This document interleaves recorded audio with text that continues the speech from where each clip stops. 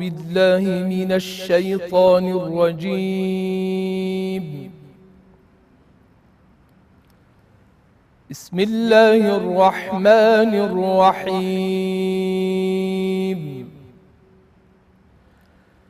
الرحمن علم القرآن خلق الإنسان علمه البيان. الشمس والقمر بحسبان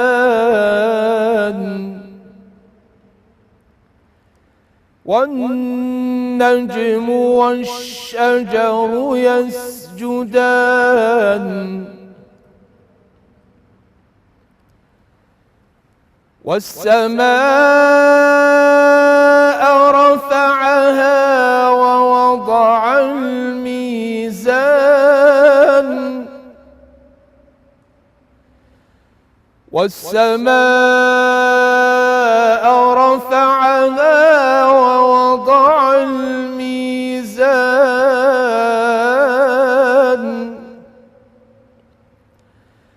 ألا تطغوا في الميزان وأقيموا الوزن بالقسط ولا تخسروا الميزان والأرض وضعها للأنام والأرض وضعها للأنام فيها فاكهة والنخل ذات الأكمام والحب ذو العصف والريحان والحب ذو العصف والريحان فبأي آلاء ربكما تكذبان صدق الله العظيم. بناوی خوای گەورە و میهرەبان، سڵاوی خوای گەورەتان لێبێ بینەران و بیسرانی کەناڵی ئاسمانی پەیام. خۆشحاڵ و شادومان و بەختەوەرین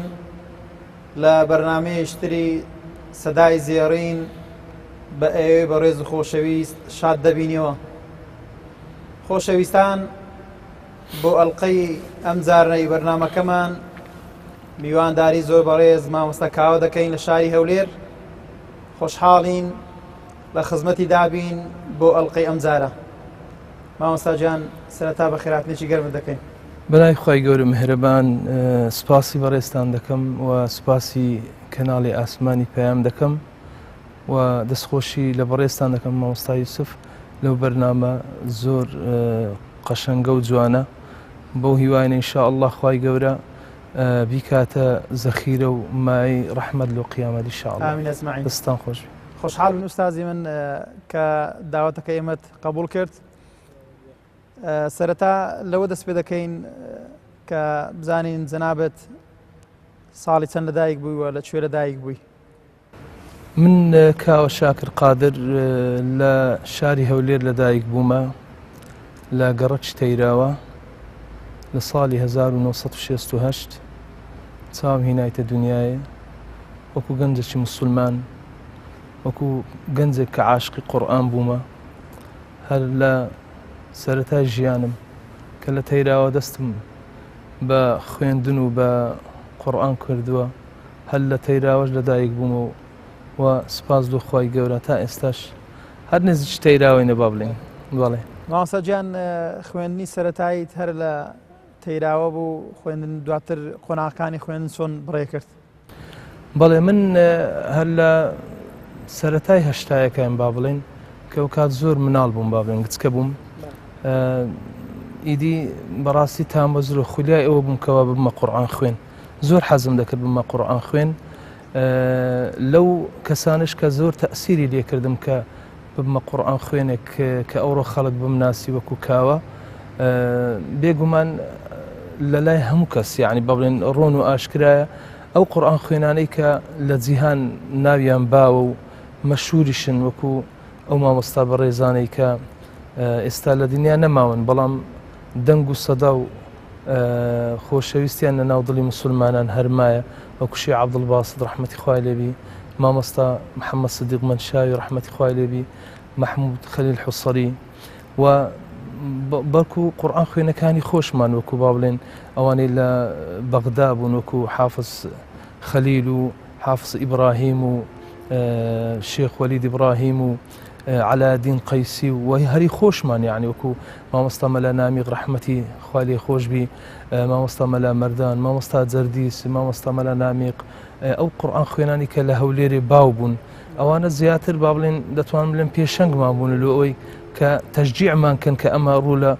مزگەوتەکان بکەن فێرە قورئان بین بڵێ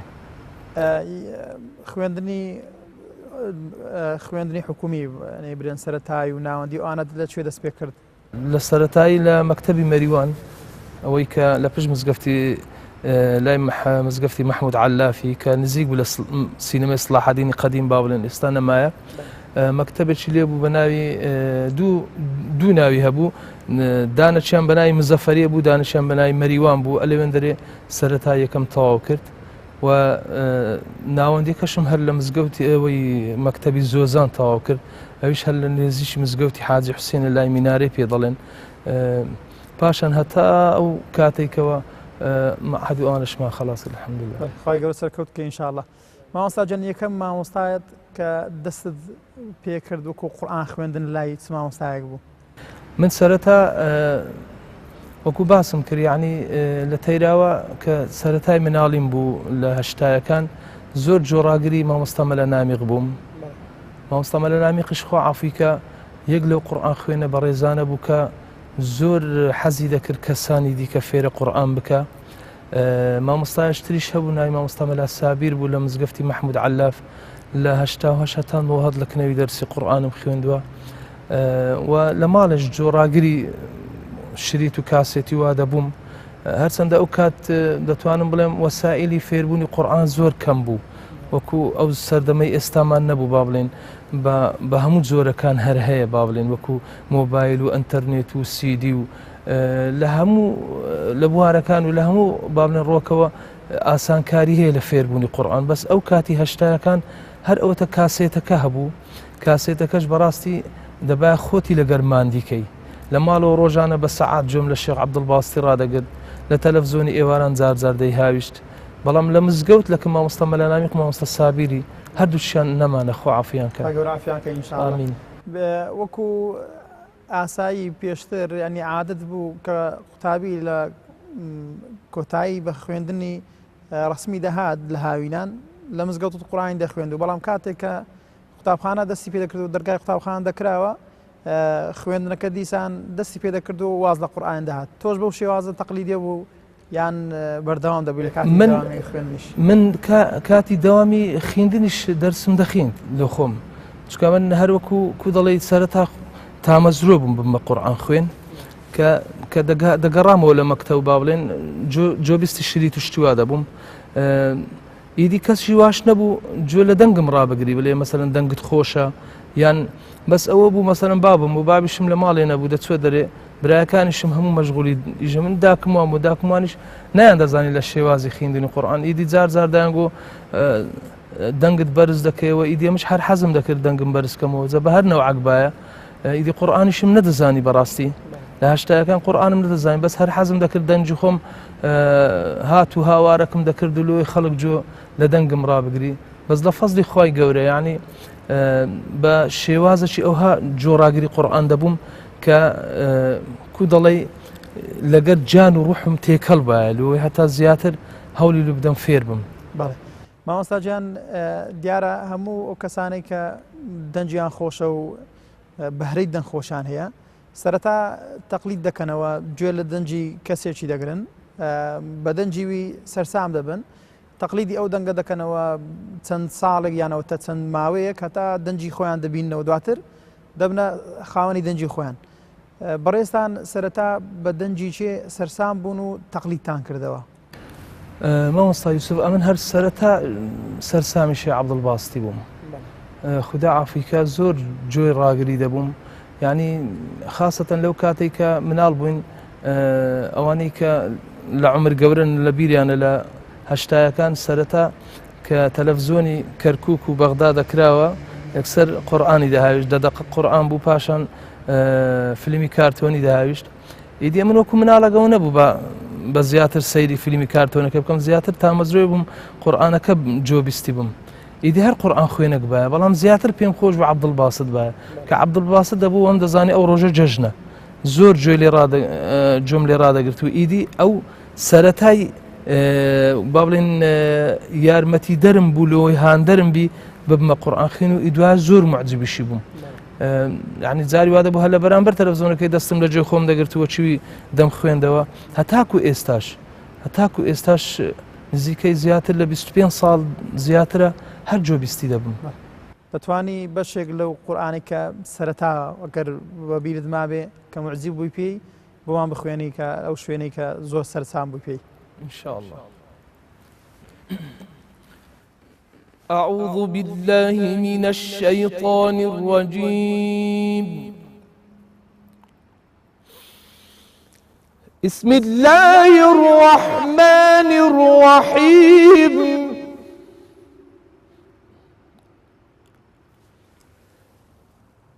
والشمس وضحاها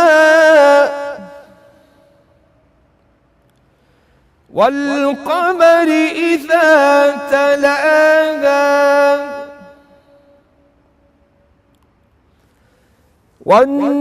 والنهار إذا جلاها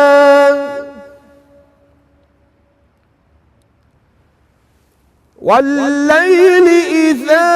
يغشاها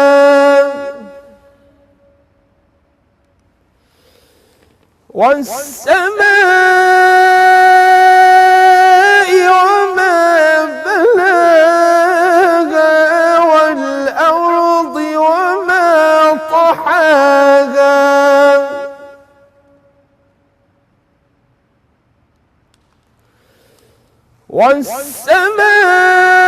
والسماء وما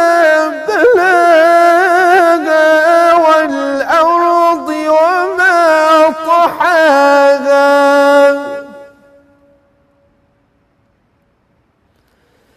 ونفس وما سواها فألهمها فجورها وتقواها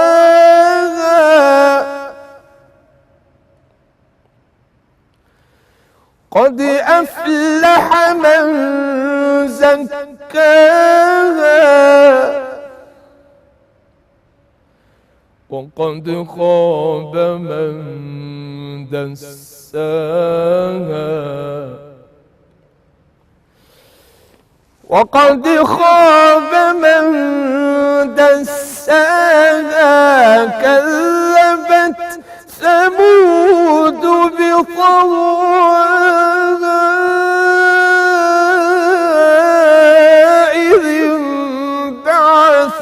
أشقاها فقال لهم رسول الله ناقة الله وسقياها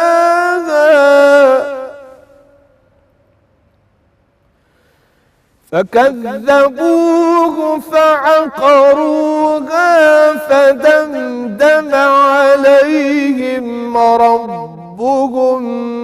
بذنبهم فسواها ولا يخاف عقباها صدق الله العظيم. أحسنت ما شاء الله. خواهی گەورە ئەو دەنگت هەر خۆش و هەر ئاوا ڕۆژ بکەی ئینشاءالله. سپاس دەکەم مامۆستا خۆش بیا ڕەبی. مامۆستا گیان دیارە ئێمە زۆر بمان کە گوێ لە قورئان ڕادەگرین چەند مەدرسەیەکی جیاواز هەیە لە شێوازی خوێندنی قورئان. مەدرسەی عێراقیمان هەیە، مەدرسەی میسریمان هەیە و خەلیجیشمان هەیە. جەنابەت زیاتر بە کامیان سەرسامی بە کام مەدرسە کاریگەری؟ من مامۆستا یوسف وەکو جۆڕاگرتن جۆر لە هەمویان ڕادەگرم بۆی بەڕاستی چکە جۆڕاگرتنی قورئانی عیبادەتە، گومان لەوە دانیە لە گەورەی قورئان خۆمان دوور ناخەینەوە، بەس وەکو قوتابخانە با بڵێن ئیدی لە ناو موسڵمانان هەموو وەکو یەک نییە، بێگومان هەر قوتابخانەیەک هەر مەدرسەیەک لەوانەیە کە باس کرد جەنابەت وەکو با بڵێن مەدرسەی مەسری بی، عێراقی بی، حتا تورکیش، حتا خەلیجیش، بەڵام دەمێنێتەوە سەرخودی ئەو کەسێک کە با بڵێن جۆڕاگر دەبی. ئێستا من وەکو کاوە با بڵێن زۆر مەڕقم شێوازی قوتابخانەی مسریە، شەر نییە بەس عەبدڵباسط بی، هەموو قورئان خوێنەکان ئەوە لەوانەیە لەگەر هەست و سۆز و کاریگەری ناخی من لەوانەیە نزیک بی، من وا هەستی پێ دەکەم، بەڵام ئەوەش مانای ئەوە نییە جۆ لە قورئان خوێنەکان و قوتابخانەکانی وەکو عێراقی و خەلیجی و تورکی نەگرم، نا زۆر ئاساییە جویان لێ ڕادەگرم، بەڵام تەقلیدیان ناکەمەوە، لەبەرەوەی لەوانەیە مەسەلەن کەسانێک جۆبیستی دەنجی من بوونە ئەگەر لە نزیکەوە پێم بڵێن وڵای هەر لە مسرەکەی خۆت بمینێوە دەنگ و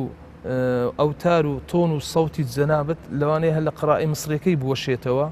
وەکو جلوبەرگێک، لەوانەیە هەندێک کەس جلجی کوردی لێ نەیە مەسەلەن، لەوانەیە بە جلج کوردی هەیە جوانە هەیە لێ نایە، لەوانەیە لە کاکە وەڵا جلج کوردەکەی لەبەر مەکە جلجکە کوردەکە لە تو ناوەشێتەوە بە قات و پانتۆڕەکەی جوانی. ئیدی ئەوکو نمونەیەک یعنی با بڵێن شێوازی خوێندنەوەی قورئانیش شەر نییە هەموو دەنگێک بتوانی هەموو شێوازەکان تەقلید بکە، ئەگە بشیکە لەوانەیە ئەو تاموس و هەست و جوانی پێشکەش ناکە کە خەڵک پێی بڵێ فعلەن لەو مەدرسەیەت و سەرکەوتووی. مامۆستا گیان وەکو دەنگەی عێراقیەکان سەرەتای ژیانی گوێگرتن لە قورئانی پیرۆزە و هۆگربوون بە گوێگرتن لە قورئان زیاتر بە چ دەنگێک سەرسام بووی؟ وەڵڵاهی من لە سەرەتاش وابزان باسم کرد من زۆر جۆڕاگری حافز خەلیلی دەبووم ڕەحمەتی خوای لێبی، ئەویش بەهۆی ئەوەی کەوا مامۆستایەکم کە مامۆستا مەلانامی خۆ عەفویکە تەقلیدی حافز خەلیلی دەکرد، زۆر بەش جاری وا دەبێت لە مزگەوت و لە مناسەبەکان جۆبیستی دەبووم لەسەر شێوازیوی دەیخیند، ئەو زیاتر لە جۆچکەم یعنی جنگەی دەداوە، بەڵام جۆشم لە مامۆستا وەلید ئیبراهیمی دەگرت، وەلید عەظەمی و عەلادین قەیسی، حاجی مەحموود عەبدولوەهاب، ئەو قاریئە قەدیمانەی کە کاتی خۆی لە بەغدا بەڕاستی قاریئی کودەلین عیملاق بوون، ئێستاش یانگەکە جۆڕاگریان بی هەست و سۆزێک حتا قورئان خوێنە مسرەکانی گەورە اعترافیان پێکرا، یعنی گوتیان بەڕاستی ئەوانە قاری زۆر ممتازن، هەرچەندە شێوازەکەشیان لەگە ئێمە جودایزە ڕێچکەی تایبەتی خۆیان هەیە، بەڵام ئەو شێواز و ڕێچکەی وان لەوانەیە نەتوانن ئەوان بەکاری بینن، مسریەکان ناتوانن عێراقی بخینن، عێراقیش لەوانەیە زەحمەت بتوانن، بەڵام تەنها کورد بە تایبەتی من زۆر جار لە مەجلیسان باسم کردیە، گوتیتم ئێستا هەموو مسر بگەڕێی قاریەک نییە عێراقی بخینی، هەموو عێراقیش بەغدا ئەوانە بخینی قاریەکی نابینیەوە مسری بخینی، حتا لەو بانگدانیش ئێستا بڕۆ هەموو تورکیا بگەڕێ کەس قاریەک نییە لە یان مؤەزینێک نییە بانگەکی مسری بدە، هەموو تورکی خۆیان دەدەن، بڕۆ سعودیە هەموو خەلیجی بکە یەکیان بانگەکی عێراقی نادەن تورکی نادەن، هەر کەس لە کەلتوری خۆیان دەستگرن، بەڵام کورد مزگەوتێک تورکی بانگ دەدا، مزگەوتێک عێراقی بانگ دەدا، مزگەوتێک مسری بانگ دەدا، ئیدی هەیە خەلیجی بانگ دەدا وەکو حیجاز و مەکە و مەدینە، حتا لە قورئان خوێنە شێوازی خۆیان هەیە، ئەوەش دیارە لەوانەیە کورد لە زیرەجی و ڕۆشنبیری خۆیان بی، لەوانەشە تۆنی سەوتی کوردەکان زیاتر ملائم بی بتوانی ینی شێوازەکان بگۆڕی بە هەموو نەوعک، لەوانەیە خوای گەورە وا کوردی خەڵق کردبی ئەو تۆنەی پێی بەخشیە، ئەو دەنگەی پێی بەخشیە، بە هەموو نەوعەکان بتوانی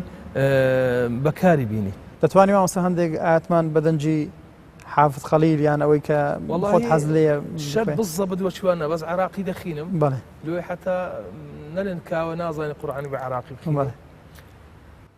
أعوذ بالله من الشيطان الرجيم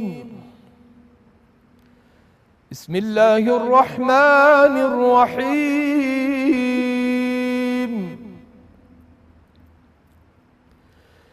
وأزلفت الجنة للمتقين غير بعيد هذا ما توعدون لكل أواب حفيظ من خشي الرحمن بالغيب وجاء بقلب منيب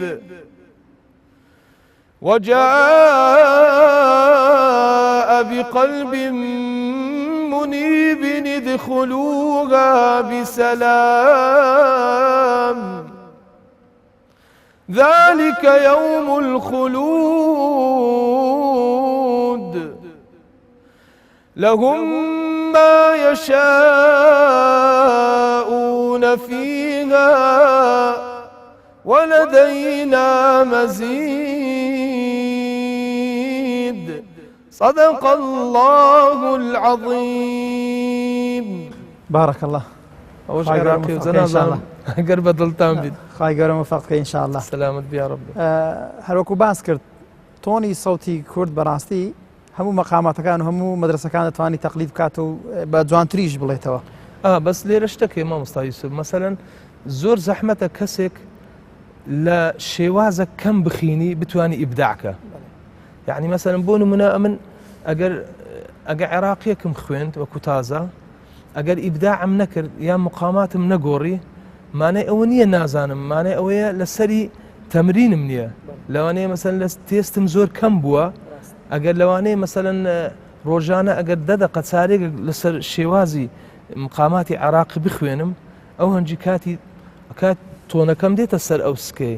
بەڵام لەوەتەی توولی عمری خۆم هەر لەسەر مەسریم خوێندیە زیاتر لەوانەیە ئەو تاری سەوتم لەسەر مەسریەکەی لە شارەزاییم هەبی ئەوەیە ڕاست. مامۆستا گیان دیارە جەنابەت ختمی تۆمارکرای قورآانی پیرۆزت هەیە چەند ختمت هەیە و یەکەم جار پرۆژەی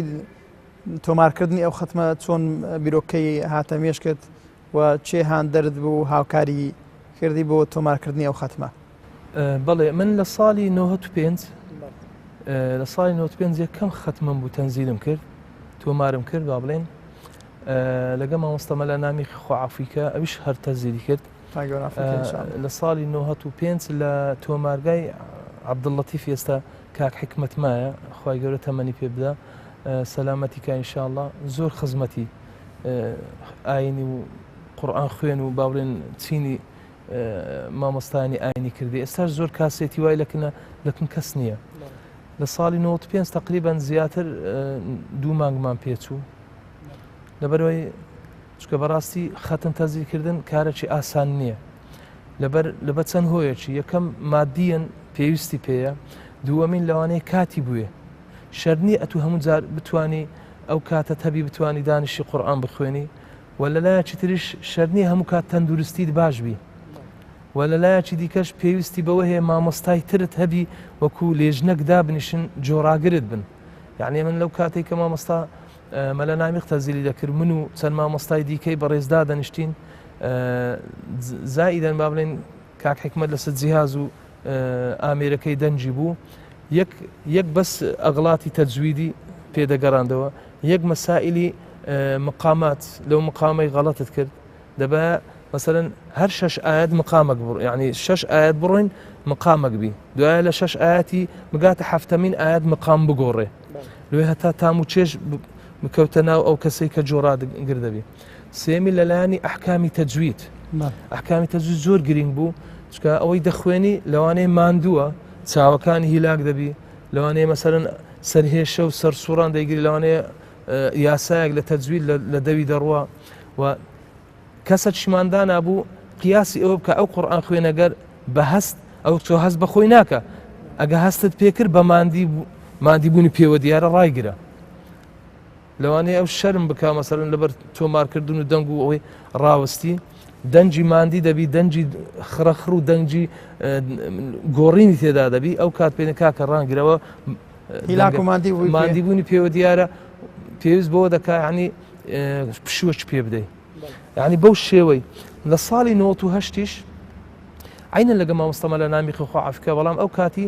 مامۆستامە لە نەوزات تۆمارگایکی دانابوو ئەو لۆمانی تەزیل کرد یعنی لە ساڵی 95 ختمە بوو لە 98ش ختمە بوو بەڵام هەتا ئێستا بڵاوم نەکردیتەوە بڵاوم نەکرد نەخێر بڵاوم نەکردیتەوە لەبەرەوەی نەک بڵێ خوانە خواستە بڵێم کەسەکی مەسەلەن بڵێم ڕوح گەورەمە نادەم و یانەوە نا بەس هەر لەوانەیە ترسەکی ئەوم هەبووە کە لە ڕێوە تو شڕیایەک بووم یان دەترسێم کەسێک جۆبیز بی بڵێ وەڵای مامۆستاکاوە ئێستا خەڵک دەیناسیەوە ختمەکەشی غەڵەت تێدایە ئەجە لێ دەمەوێت زیاتر تەدقیقەکی لەسەر بکەم بە تەواوی ئەگە بزانم کەم و کورتی تێدایە دەبی دووبارە پێداچنەوەش ختمەکەت ئەوی کە تۆمار کردی هەر لەسەر کاسێتە قەدیمەکانە بەڵێ هەموو لەسەر کاسێتیە تقریبا هەر هەمووی 58 ساعتە مامۆستا گیان دیارە جەنابەت شارەزایی لە مەقامات هەیە زۆر نا یعنی بەس زیادەکەیەوە مەقامات و بەس دەتوانم بڵێم لە کاتی خوێندنەوەی قورئان هەوڵی ئەوە دەدەم نەشاز نەکەم چکە نەشازن نەکرد ینی شارەزاییت هەیە وەکو ئەوەی کە ساری داژووە ئەگە مخالفەی نەکە ینی سایقە ئەگە مخالفەی کرد ینی سایق نییە لە مقامات ئەو کەسی کە دەنجی خۆشە لە قورئان خوێندن شارەزای لە مقامات هەبی مەرجە بۆ ئەو کەسە یانەوەتە بەس لە کاتی خوێندنی قورئانی پیرۆز وەکو تازە باس کرد نەشاز دروست نەکا خۆی مامۆستا یوسف دەزانین چۆنە قورئان خوێندن چەند بەشێک لە خۆ دەگری یەک لەوەی کە لە هەمووی گرنگتر بی ئەوە بیکە قورئان دەخوێنی مەبەستت خوابی یعنی نیەتەک و با بڵێن نیازێکی پاکت هەبی لەوەی کە بزانێەوە قورئانە و مەبەستت عیبادەت بی ئەگە نیەتت خوابی ئەوانی دیکە ئاساندا دەتوانی فێربی بەڵام ئەگەوانی دیکە هەموو بزانی مەبەستت خوانەبی خوانە خواستە ئەوە هیچ نەکرد ئەوە یەکەم دووەم پێویستە زۆر ئاگال لە دەنجی خۆت بی دەنجی خۆت زۆر خاوێن بپارێزی لەبەرەوەی تۆ قورئانی پێدەخینی کە قورئان پێدەخوێنی چەند دەنگت خۆش بی زەینوا القورئان بأصواتکم هەرچەندە ئەو حەدیثە عولەمایەکان دەفەرمێن زەینوا القورئان بأصواتکم زەینوا أصواتکم بالقورئان چکە قورئانە بەخۆی جوانە ئەسڵەن قورئان دەنگمان جوان دەکات ئەمە دەنجیمە قورئانی جوان ناکە زەینوا أصواتکم بالقورئان دەنجی خۆتان بڕازێنەوە بە قورئان زۆر کەس دەڵێن نانە قورئانی بڕازێنەوە بە دەنگتان نە قورئان ئەسڵەن بە دەنجیمە ناڕازێتەوە قورئان هەر خۆی جوان و گەورەیە عەزیمە ئەوە یەک سێیەم پێویستت بە شارەزایی مقامات هەیە شارەزایی مقامات وا لێ دەکات زیاتر تام و چێژێک لە دەنگت دروست بی یعنی بۆ نمونە ئەگە بەهاتا باە با بڵێن مامۆستا قورئان خوێنەکانی پێشەمە کوشی عەبدوڵباست و محەممەد سدیق مەشاوی ئەگەر بە ئاوازێکی جوان قورئانیان تۆمار نەکرد باە خەڵکەکە ئەوڕۆ نەدەبووە قورئان خوێن یاخود نیان دەکردە مەدرسەیەک لە خۆیان ئیدی سیر دەکەی ئێستا زۆربەی کەس کە تەقلیدیشی دەکاتەوە تەماشا دەکەی سۆز و دەنگەکە لەم مقامە لۆ ئەم مقامە لەوانەیە ئەوەی جۆر ڕادەگری نازانی بەڵام ئەوەی شارەزای لە مقامات هەبی دەڵێ ئەها لە بەیات چوو لۆ حیجاز لە حیجاز چوو لۆ سەبا ئەوجە پێویستە قورئان خوێن مقامات بزانی و لەگەر ئەوەش بتوانی هەناسە درێژبوون تدریب کە لە هەناسە چکە ئەگە هەناسەشت کە کورد بوو تۆ ناتوانانی لە زۆر ئاەتان ئیبداع بکەیت ئەوە بە کورتی با بڵێن چەند ڕێنماییەک مامۆستا بەشداری پێشبڕکێی نێودەوڵەتی و ناوخۆت کردی لە هەرێم و لە چوارچێوەی عێراق ئێمە لە کوردستان زۆر کردیتمان لە کوردستان لە 94ەوە من ساڵێکیان لە 94 لە کوردستان پێشبڕکێیەک کرا لە هەولێری یەکەم بووم ئەو کات وەزعی حالی کوردستان وانە بوو بە جۆرەی دیکە بوو پاشان لە 98 مسابقەیەکی دیکە کراوە عینەن ئەو کاتی لە دەنگ یەکەم بووم نەک شێوازی خوێندنەوە لە دەنگ چونکە پلەی هەبوو لە خوێندنەوەی قورئان و لە دەنگ لە دەنگ من یەکەم بووم بەڵام لە شێوازی خوێندنەوەی قورئان دووەم بووم لە 2006 یەکەم جار بوو لە بەسڕە مسابقەیەکی عێراقی کرا یعنی لە بەسڕە هەتا زاخۆ با بڵێن هەموو بەشداری کرد زیاتر لە 420 قورئان خوێن لە هەموو عێراق بەشداری کرد ئەو کات لەبەرەوەی لوژنەکە سەرپەرشتیەکەی با بڵێن لە ئێران و لە ناو عێراق پێکات بوو زیاتر بە مەزهەبی شیعە زیاتر ئەو شتەکان ڕێخست بوو من و چەند برادێک لە کوردستان من و مامۆستا عەبدولقادر و سەید جەلال و مەلا هەمزە و مەلا فاروقەوانە ئەمە لەوێن دەرێ تقریبا گلەیمان کرد لەبەرەوە ئەمان لە 10 ئەوائیلی دەرینە ئەوان 10 ئەوایلیان دە کەسی یەکەمیان هەڵبژار من لەو دە کەسە یەکەمە بووم و مامۆستا عەبدولقادری شەروە سەید جەلالی شەروە تقریبا 3 کەسمان لە کوردستان بە تایبەتی لە هەولێر لە دە یەکەمەکان بووین بەڵێ ئەی لە وڵاتەکانی تر دەوروبەر لە دەوروبەر جارێکیان لە 2016 هەتا ئێستا بە کەسشم نەگوتیەوە بڵاویشم نەکردەوە لە تورکیا مسابقەیە کرا بن بەواستەی برادێک بەشداریم کرد ئەلەوێن دەرێ طبعا زۆر سەرسام بوون بەس باش بووە حەمدە تورکیم دەزانی ئەوان هەروایان زانی تورکم بەس هەندێک گویان دەزانێ من تورکی عێراق نیمە تورکی ئازربێجان و ئەو مەنتیقەیمە چونکە تورکی عێراقۆکی یوان بڕک جیاوازیە لە قسەکردنی ئەوانش بە جیاوازی دەزانێت ئەستەمبۆلینی با بڵێن تورکیا کە بەشداریم کرد قورئانەکەم خوێند جایزەیان دامێ ئێستاش پاکێتێک کاسێتی ئەو کاسێتە هەر هەمووی ژیان نامەی پێغەمبەرەکانە بە سەوت و سوورە ئی پێغەمبەرەکان ئێستاش لە ماڵەیە ئەوە دیاری وەرگرت وابزانم لەوێن دەرێت سێیەم بووم لەگەر قورئانەکیان هەدیەت قورئانشی تورکیان هەدیەدا من هەر تەرجمەی تورکیشە بەڵام ئەمن بە سەفرە و سیاحەت چوو بووم لەگە ماڵم منداڵم بەڵام ئەوە تەقدیری خۆی لەوێن دەرێ بەشداریم کرد لە ساڵی 2012 لە ساڵی 2012 لە قاهیڕەی پێشبڕچەیەک کرا و هەروەها پێشی پێشبڕچەکەی منهەجی کاملی علمی تەجویدمان خوێند لە مەدرسەی شێخ ئەحمەد عیسە المەعسەراوی کە ئێستا شێخی عمومی مەقالی هەموو با بڵێن دووەل عەرەبی و عالەمی ئیسلامیە و هەروەها ڕئیسی لوجنەی طبعی مصحفی عالەمی ئیسلامیشە لە مەعهەدەکەیوی من و مامۆستا مەلا مازن و چەند برادەرەکی دیکە بەشداریمان کرد لەوێن دەرێ من 97 هینە امتیاز مع مرتبة الشرف لەسەر ئاستی کوردستان الحەمدلله یەکەم بووم لەوێن دەرێ ئەوجا خۆشیەکەی لەوە بوو یەک لە عالیمەکان لەوێن دەرێ کە قورئانم خوێن هەر هێشتا قورئانەکەم سەدەق اللهم کرد گوتی ئەتوو دیارە لە مەدرسەی شێخ عەبدولباستی ئەوەت کردیە گوتم وەڵڵامە تەنها جۆڕاگر بوومە خۆزگەم ئەمن قوتابیەک بوومە لە مەدرسەکەی خی گەورە سەرکەوت کە ئینشاءالله سەلامەت بیارم مامۆستا گیان دیارە پێشتر وازە مێساژە ئەو کۆمەڵی هەیە کۆمەڵی قورئان خوێنان هەبوو جەنابەت وازام چەند ساڵێک سەرۆشی ئەو کۆمەڵەیە بوو بیرۆکەی دامەزراندنی ئەو کۆمەڵەیە چۆن بوو ئامانستان لە دروستکردنی ئەو کۆمەڵەیە چ بوو و ئێستا ئەو کۆمەڵەیە بە ئاراستەیەک دەڕوا بەڵێ ئەو کۆمەڵەیە من لە 2001 لەگە چەند برادێک یەکیان کاک حاجی قارەمانە ئێستا نووسینگەی هەیە لە ناو باتەی لەگەر مامۆستا مەلا مازن و هەروە مامۆستا مەلا نامیق ڕەحمەتیشمە لەگە بوو کاتی کاک سەید عەبدوڵڵا مامۆستا سامی مەلا محەممەد ئەو برادرە بە ڕێزانەی کە لەگەرم بوون ئەو کاتی وەکو دانیشتنێک بوو ئەوها خۆ بەخۆی گوتمان باش وایە ئەو قورئان خوێنانە کۆکەینەوە یعنی بۆ نمونە کلۆ دەین وەکو ئێستا دەڵێن تەراویح کاتی پێغەمبەری عەلەیهی سەڵات وسەلام بەو شێوە نەبووە هەر کەس بۆ خۆی تەراویحی دەکرد و ئەویدی لە ماڵی دەکرد و ئیدی نەی دەکرد لە مزگەوتێ ئیمامی عومەر هات فەرمی ئەوە چی هەریەکە لۆ خۆی لەلایەکی دەکات لۆ بە جەماعەت نایکەن بە جەماعەت کردیان و بە ئێستاش هەتا ئێستاش خەڵکان لە مزگەوت دەیکەن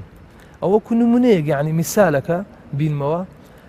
من گوتم کاکە وەڵای قورئان خوێنمان زۆرە پێویستیان بەوە هەیە کە دەستیان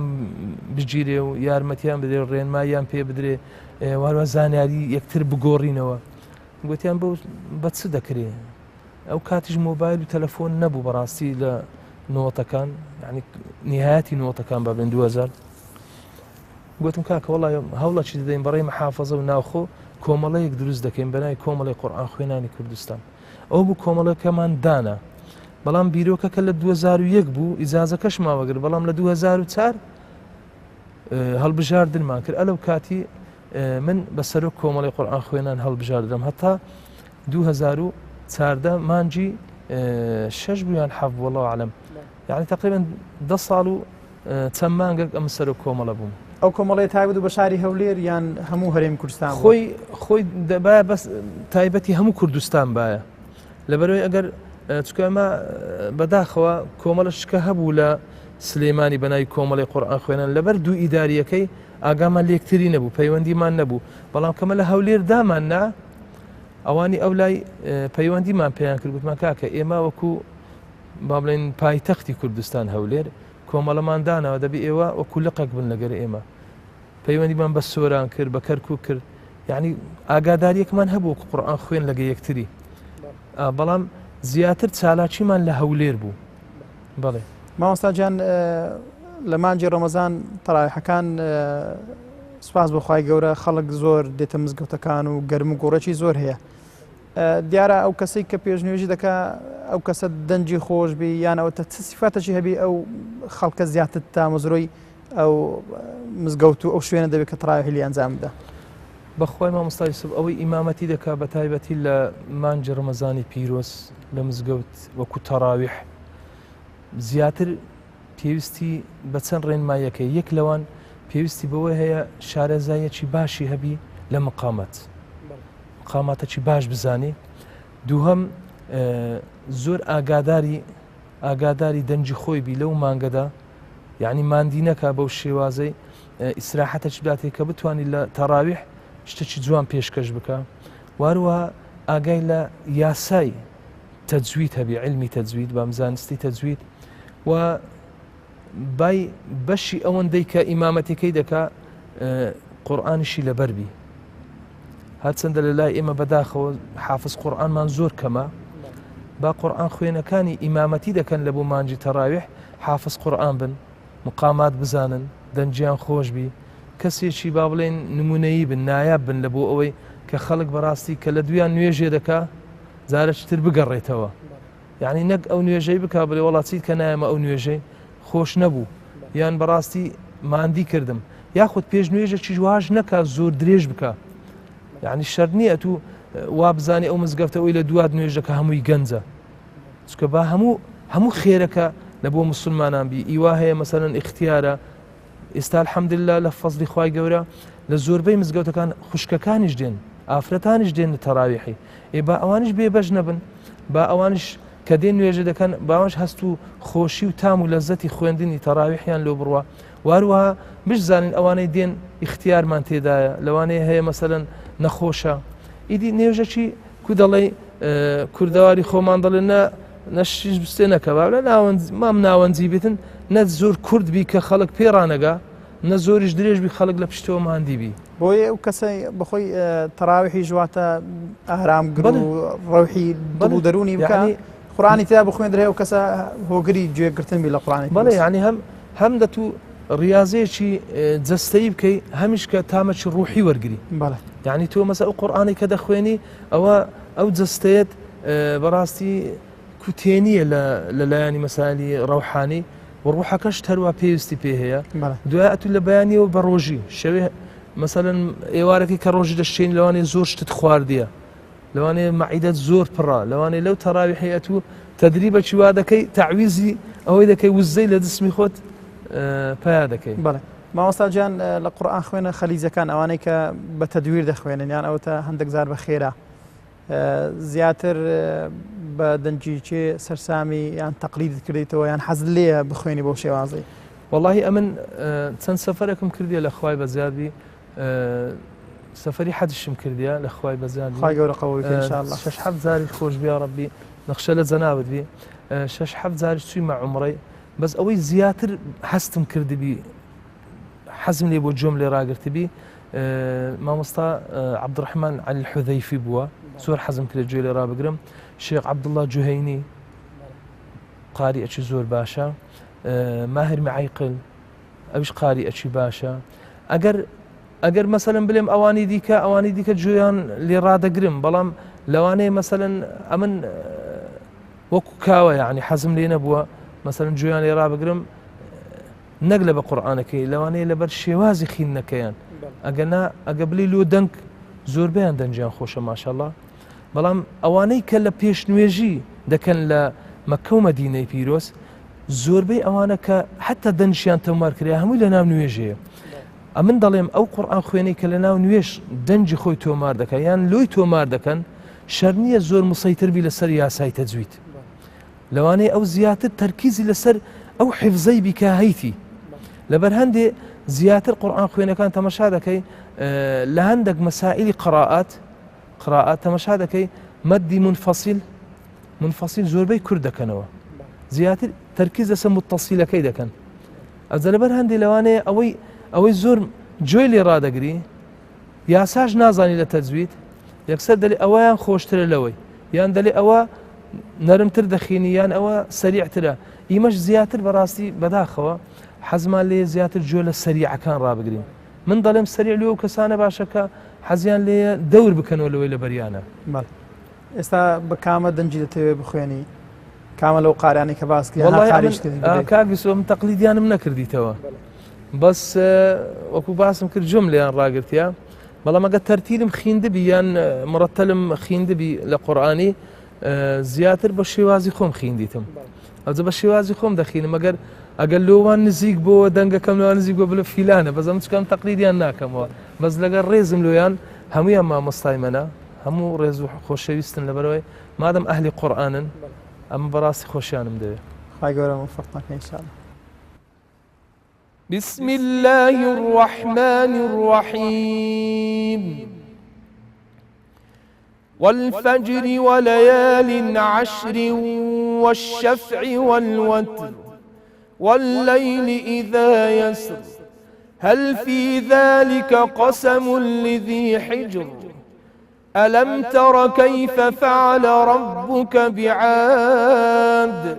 إرم ذات العماد التي لم يخلق مثلها في البلاد وثمود الذين جابوا الصخر بالواد وفرعون ذي الأوتاد الذين طغوا في البلاد فأكثروا فيها الفساد فصب عليهم ربك سوط عذاب إن ربك لبالمرصاد جزاك الله خير والله تقريبا تێکە هەردووچیان خەتمەکانش کە تۆمار کردی هەر بەو دەنگەی بۆ ئاوازەی تۆمار کردیە یەکەمیان تقریبا بەو شێوازەیە ئەوە مقام سەبا بوو بەڵام ئەوەی دووەم زیاتر لەسەر مقام نەهاوەندیە ئەوەی کە شێخ مەحموود خەلیل حوسەری دەخینی بەڵام گۆڕیتشم مەسەلەن زیاتر مەسەلەن سەبام خوێندیە ڕەستم خوێندیە نەهاوەندم خوێندیە بە پێویستی شوێنی ئاەتەکان یعنی لە بۆ نمونە ئەو ئاەتانەی با بڵێن کە باسی عەزاب دەکا من وام پێ باشە بە سەبا بخیندرێ هەوەکو شێخ عەبدوڵباسط ڕەحمەتی خوای لێبی ئەو ئاەتانەی کە باسی پشیمان بوونەوە و چوونە ناو جەهەنەم خوا پەنامامدا ئەوانە زۆر بە سەبای بەکارهینایە بەڵام ئەو ئاەتانی کە زیاتر مەسەلەن باسی ئەحکام و ئەوانەی کردیا شێخ عەبدوڵباسط بە ڕەستی خوێندیە بەڵام خوددا عەفوی کە مەحموود خەلیل حوسەری زۆربەی زۆری 185 بە نەهاوەندی خوێندیە نەهاوەندیش لە زۆربەی ئەوانەی شارەزایان لە مقامات هەیە دەڵێن لە بۆ حەربیە يعني مثلا نبون من بسم الله الرحمن الرحيم يا أيها الناس اتقوا ربكم واخشوا يوما لا يجزي والد عن ولده ولا مولود هو جاز عن والده شيئا إن وعد الله حق فلا تغرنكم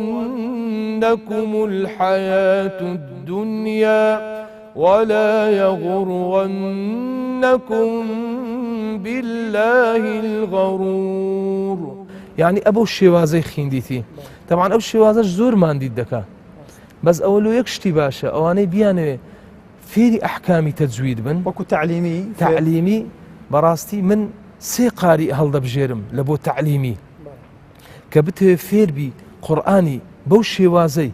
کە خوای گەورە لێت قبول دەکا و ببیە مامۆستایەک لە قورئان شێخ عەبدولباسط محمود خەلیل حوسەری محمود صدیق المنشاوی أو محمد صدیق المنشاوی ئەو سێ مامۆستایەکن هەر سێک سبحان الله خوای رب العالمین هەر وەکو بڵێ خەڵقیانی کردێ لە بۆ قورئانی دەنگەکانی خاص تایبەت کردێ بڵێ ئەنگۆ بڕۆن لە دنیای قورئان بخوێنن ئەوە خوای رب العالمین وەکو بەهرەیەکی يؤتي الحكمة من يشاء ومن يؤتى الحكمة فقد أوتي خيرا كثيرا أو خير بركة زوريان في بخشرا لاني خواي قورا بەڵێ مامۆستا پەیوەندی لەگەر قورئان خوێنە مەسرەکانی ئێستا هەیە وەکو پەیوەندی شخصی و هاتوچۆ عیلاقاتیان پەیوەندی ڕێگەی تەلەفۆن و شتیوە من بس لقر مامۆستای خۆم أو مامۆستای معهدي شيخ محمد فؤاد عبد المجيد أو مديري معهدي أزهري بو فرعي مامۆستا أحمد عيسى المعصراوي رحمة الله عليه زۆر پەیوەندیم لەگەوی هەیە لە فەیسبوک و لە با بڵێن لە ڤایبەر و ئەوانە قسەمان هەیە و ڕسم لۆم دەنێری ڕسمی لۆ دەنێرم و هەندێک جار قورئانی لۆ دەخینم یعنی ئەو ڕۆژەکە لۆ سوعبەت گوتم شێخ حەزم لێیە قڕای عەشرە لەگەرت بخینم گوتی شێخ دەتانی بەڵام زۆر وەقتمان دەبی پێویستە و زۆریش ماندی دەبین لەبەرەوەی ئەمن مدیرم زۆر سەفەریش دەکاتن ئێستا خاصەتەن ئێستا لوجنەیە لە مسابقەی ئەوەی مسابقەی قورئانی حەفزی ئەوەی عالەمی دووەلی لە دووبەیە ئێستا لەوێ لوجنەیە دەگۆم ئەو مەجالم نییە من ئللا گەو کاتەی فەراغمە بێ و کاتەی فەراغشمە بی ناتانم کات لەو بکەم بەزەگە خوای گەورە عمر بدا زارش کە بگەڕێمەوە مسر یعنی خۆم لەگەری ماندی دەکەم هەتا شهادەی لێ وەردەگرم انشاءالله خوای گەورە ئاسان دەکات ئامین ئامین لەگەر قورئان خوێنە عێراقیەکان ئەوانەی لە ناوەڕاست و باشووری عێراقن هیچ بەخوای پەیوەندیم لەگەوان هەیە بەڵێ لە وەکو باسم کرد لەگەر شێخ دیا مەڕعی پەیوەندیم هەیە لەگەر شێخ سەلاح النەعیمی پەیوەندیم هەیە واروها لەگەر مەیثەم التەمارە ویژێک لە قاریئە باشەکانی عێراقا پەیوەندیم هەیە چەند قاریئیت کە هەیە شێخ تاها المەداح ئەویش هەر شێخمە و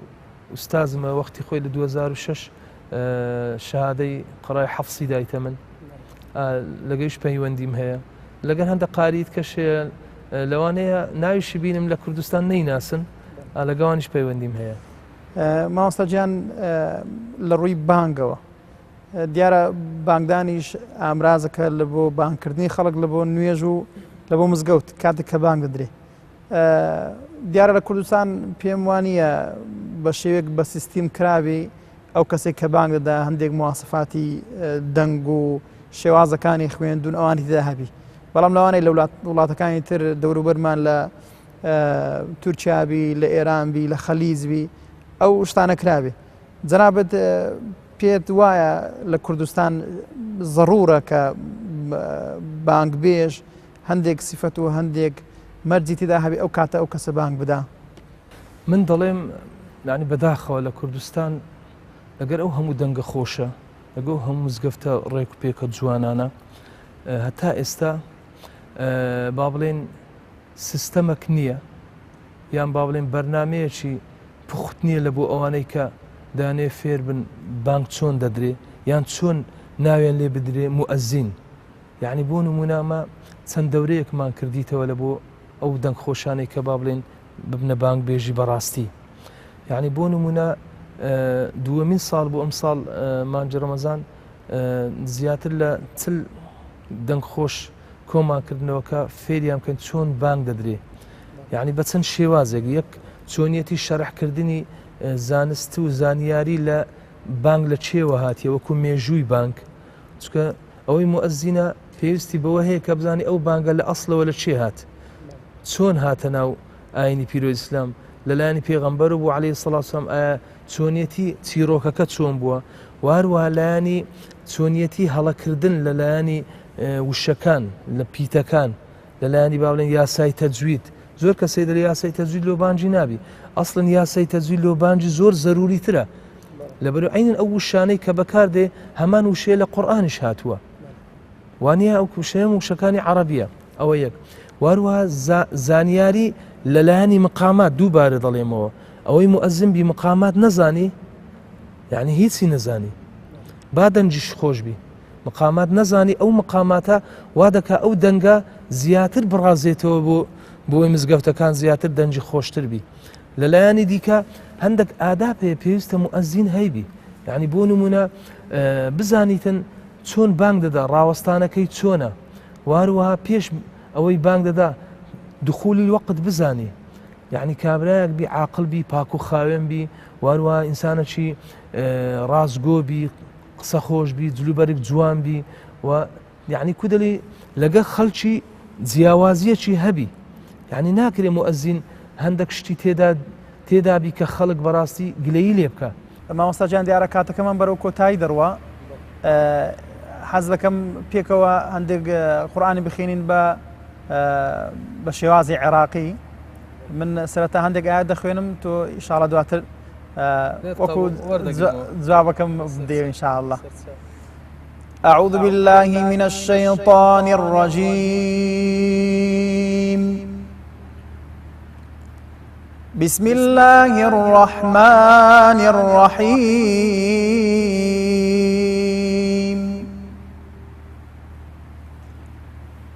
إن للمتقين مفازا حدائق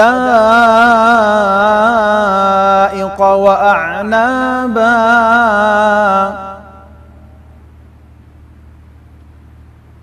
وكواعب أترابا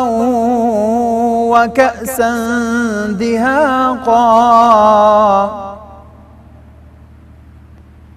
لا يسمعون فيها لغوا ولا كذابا جزاء من ربك عطاء حسابا رب السماوات والأرض وما بينهما الرحمن رب السماوات والأرض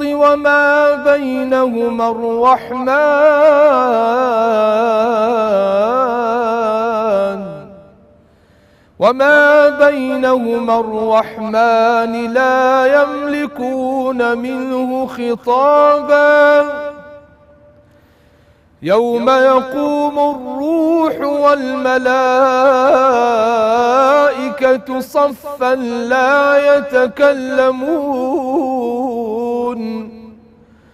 لا يتكلمون إلا من أذن له الرحمن وقال صوابا